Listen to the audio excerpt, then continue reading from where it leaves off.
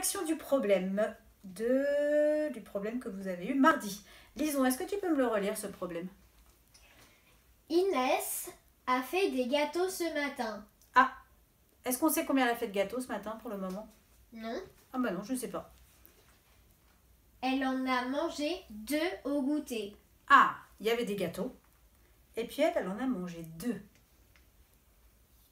Ensuite. Voici ce qui lui reste ce soir. Et le soir, il y avait une photo qui nous montrait ce qu'il restait. Disons combien tu en vois sur la photo des gâteaux? 5. 5. Donc on sait qu'au départ, il y avait des gâteaux. Inès en a mangé 2. Donc il y avait des gâteaux, on ne sait pas trop combien. Lison, Inès, je vais y arriver, elle en a mangé 2. Quand on en mange, on va en avoir moins.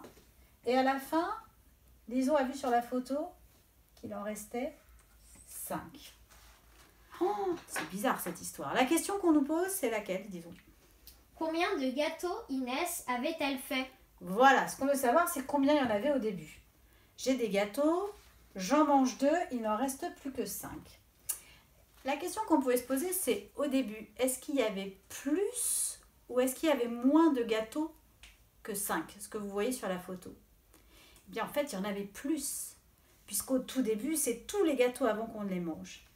Et donc, ce qui nous reste à la fin, les 5 gâteaux qui restent, si on rajoute les gâteaux qui ont été mangés, comme si on les reprenait, on aura bien ce qu'il y avait au début. Il fallait donc tout simplement additionner 5 et 2. 5 et 2, comme on l'a vu avec Lison, c'est très rapide, ça fait 7. Eh bien, ça se vérifie aussi si on veut l'écrire ici, le 7. Vérifions. Si on met 7 au début, les gâteaux du début, qu'on enlève les 2 mangés par Inès, il en reste bien 5. Donc la réponse était Inès avait fait 7 gâteaux. C'était la bonne réponse. Maintenant, je vous présente le nouveau problème. Alors,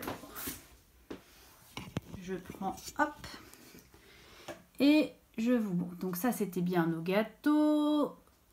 Hop. Voici la photo que je vous ai envoyée. Je l'ai prise à l'école. C'est la boîte de masques qui est réservée aux adultes. Pour la réunion à l'école, Monsieur Morel a reçu une boîte et regardez, on le voit ici, c'est écrit 50 pièces. Alors c'est raccourci PCS, ça veut dire pièces. Donc il a reçu une boîte de 50 masques. Pour nos réunions, chaque adulte en a pris un. Pour cette réunion, c'était obligatoire.